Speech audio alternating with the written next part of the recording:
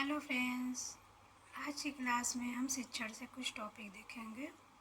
ठीक है, अगर हमारी क्लास आपको अच्छी लगे तो इसे लाइक और सब्सक्राइब ज़रूर करिएगा। चलिए हम लोग देखते हैं। शिक्षण के क्षेत्र में बोलबाला चल रहा है। अधिगम के का सिद्धांत। पट्टनागर ने किन सिद्धांतों का विवरण प्रस्तुत किया? शिक्षण अधिगम के सिद्धांतों का। ग्रेज ने शिक्षण अधिगम के सिद्धांत के बारे में अपना मत प्रस्तुत किया 1963 में। शिक्षण अधिगम के सिद्धांत को मनोवैज्ञानिक रियान ने कितना बताया? 2। रियान के अनुसार शिक्षण के सिद्धांत एक्जियोमेट्रिक, एम्पिरिकल शिक्षण सिद्धांत को माना गया। कला और विज्ञान। शिक्षण सिद्धांत के लिए B.O. स्मिथ ने आवश्यक तत्व बताए, जो 4 थे। B.O. स्मिथ के अनुसार शिक्षण व्यवहार के लिए चरों के लिए कथन, चरों के पारस्परिक संभव संबंधों का प्रतिपादन, चरों तथा शिक्षण व्यवहारों के सहसंबंध, शिक्षण व्यवहार के चरों का मनोवैज्ञानिक तथा सामाजिक परिस्थितियों के संदर्भ में। शिक्षण का सिद्धांत आदर्श मूलक सिद्धांत है। बुनर ने कहा था, शिक्षण का सिद्धांत बहुत ही तर्क वाक्यों का एक समूह होता है, जिसमें एक ओर शिक्षा के परिणाम तथा दूसरी ओर छात्रों की विशेषताओं में पारस्परिक संबंधों को स्पष्ट किया गया है। यह कथन टैवर्स का है। शिक्षण सिद्धांत सीखने की प्रक्रिया से संबंधित है, जबकि अधिगम सिद्धांत सीखने की प्रक्रिया से है। शिक्षण सिद्धांत आदेशात्मक होता है, जबकि अधिगम सिद्धांत विवरणात्मक होता है। अधिगम सिद्धांतों की प्राकृतिक होती है मनोवैज्ञानिक। अधिगम सिद्धांतों का निर्माण किया जाता है जानवरों पर प्रयोग करके। शिक्षण सिद्धांतों की रचना की जाती है मानव पर प्रयोग करके।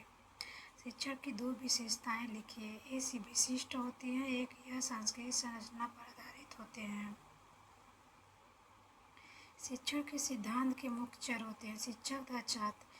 व्यवहार में परिवर्तन होना सामान्य अर्थ में होता है सीखना। व्यवहार के कारण परिवर्तन होना अनिवार्य होता अधिगम है, यह गिलफोर्ड ने कहा था। व्यवहार का अर्जन में उन्नति की प्रक्रिया है कि अधिगम है, स्किनर ने कहा था। पहले से निर्मित व्यवहार में अनुभव द्वारा परिवर्तन ही अधिगम है, यह काल्विन ने कहा था। अधिगम निरंतर चलने वाली प्रक्रिया है, जैसे विकास।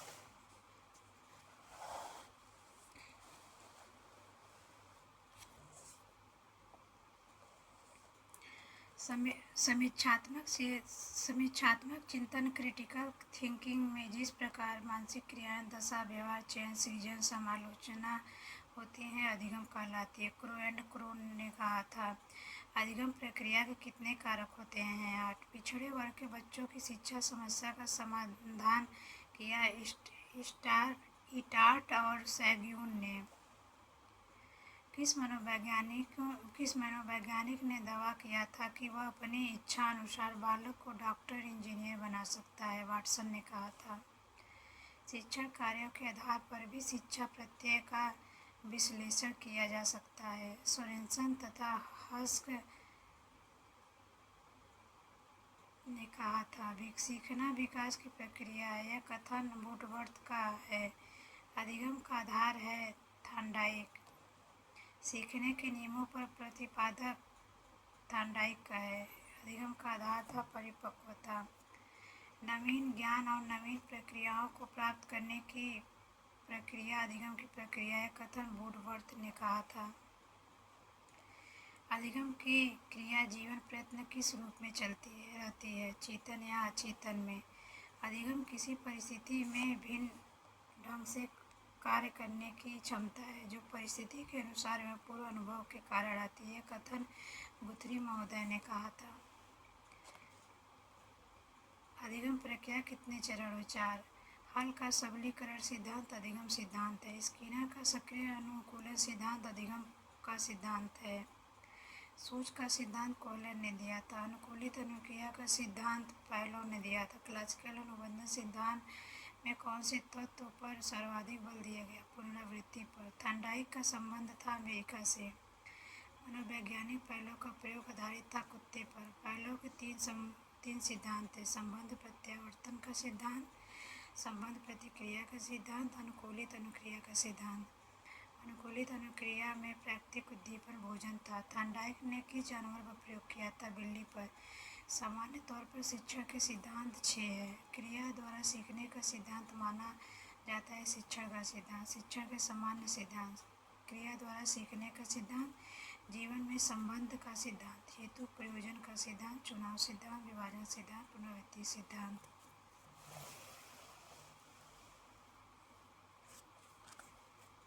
बालक किस पाठ्य वस्तु अथवा ज्ञान को अपने मस्तिष्क में ठोस प्रकार से तभी जमा कर सकता है जब बालक को कराया जाए बार बार पुनरावृत्ति। संपूर्ण पाठ्य वस्तु को बालक के सामने प्रस्तुत करना चाहिए उचित खंडों में।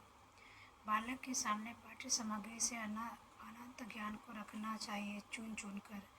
बालकों को अपने जीवन से संबंधित वस्तुओं का ज्ञान प्राप्त करना होता है स्वाभाविक रुचि से। सीखने के नियमों का प्रतिपादन किया था थॉर्नडाइक ने। थॉर्नडाइक के सिद्धांत में संबंध पाए जाते हैं या सार संबंध। इस प्रकार का अनुबंधन होता है क्रियाशील अनुबंधन। प्रभाव का नियम प्रतिपादित किया था थॉर्नडाइक ने। संबंधवाद का सिद्धांत दिया था थॉर्नडाइक ने। प्रभाव का नियम, अभ्यास का नियम, तत्परता के नियम भी थॉर्नडाइक ने ही दिए थे। थॉर्नडाइक के अभ्यास का नियम सीखने की प्रक्रिया में बार बार दोहराने से होता है। प्राणी पर प्रभाव डालता है यह उद्दीपक। प्राणी जिसके फलस्वरूप कार्य करता है आर अनुक्रिया होता है। प्रयास एवं त्रुटि मूलभूत सिद्धांत है थॉर्नडाइक का। स्किनर ने अधिगम के सिद्धांत पर पहला प्रयोग किया था चूहे पर। स्किनर का द्वितीय सिद्धांत था कबूतर पर। उत्तेजना का संबंध है क्रिया प्रसूत। क्रिया प्रसूत अनुबंधन सिद्धांत दिया था स्किनर ने। क्रियात्मक अनुबंधन सिद्धांत ABF स्किनर ने ही दिया था। पुनर्वलन का सिद्धांत भी BF स्किनर का ही प्रतिपादन था। क्रिया प्रसूत अनुबंधन को अन्य नाम से भी जाना जाता है जैसे नैमित्तिक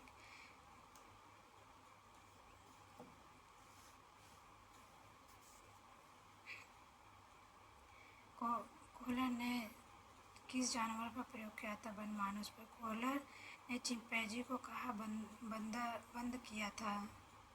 कोहलर ने चिंपैंजी को कहाँ बंद किया था? पिंजरे में। कोहलर ने बनमानुष का नाम रखा था सुल्तान। सूझ सिद्धांत या अंतर्दृष्टि का सिद्धांत दिया था कोहलर ने। कोहलर का विचार आधारित था गेस्टाल्टवादी सिद्धांत पर।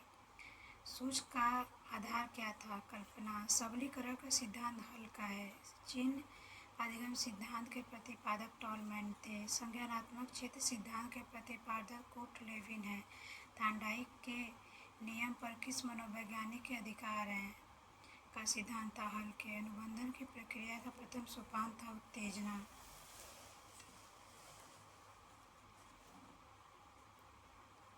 सीखने के प्राथमिक मूलभूत नियम संबंधित हैं तत्परता से। थॉर्नडाइक के व्यक्तित्व का वर्गीकरण का आधार है चिंतन और कल्पना। समानता के नियम वैषम्य का नियम है। समीपता का नियम ये साहचर्य का नियम है। शिक्षक अध्यापन कार्य करते समय बालक का बढ़ाना चाहिए उत्साह। शिक्षक पाठ्यक्रम में व्यवस्थित छात्रों के सामने प्रस्तुत करने से छात्रों में अधिगम के प्रति बढ़ती है अभिरुचि। थॉर्नडाइक का सिद्धांत कौन सी श्रेणी में आता है? व्यवहारात्मक सिद्धांत। स्पीयरमैन के अनुसार तर्क करने की क्षमता और समस्या समाधान करने की क्षमता जी कारक में था। किस व्यवहारवादी की मान्यता है कि व्यवहारों की भांति भाषा भी क्रिया प्रसूत अनुबंधन है? स्किनर ने कहा था। अभिक्रमायोजित अधिगम का प्रत्यय दिया था स्किनर ने। नैतिक का सिद्धांत दिया था कोहलबर्ग ने। कोहलबर्ग के अनुसार किस अवस्था में नैतिकता द्वारा निर्धारित होती है? पूर्व पारस्परिक व्यवस्था। कोहलर ने नैतिक विकास के सिद्धांत में कितनी अवस्थाएं बताई थी? 3। पूर्व परंपरागत स्तर, उत्तर रूढ़िगत स्तर। क्षेत्र सिद्धांत निम्नलिखित में से किस वर्ग में का सिद्धांत था? गेस्टाल्टवादियों का। व्यवहारिक क्षमताओं का वह सापेक्ष स्थायी परिवर्तन जो कि प्रचलित अभ्यास का परिणाम है उसे कहते हैं अधिगम। दोस्तों आज की क्लास में यहीं तक। अगले क्लास में हम आगे के भाग या और टॉपिक पे बात करेंगे। चलिए रखते हैं हम भी। नमस्कार दोस्तों।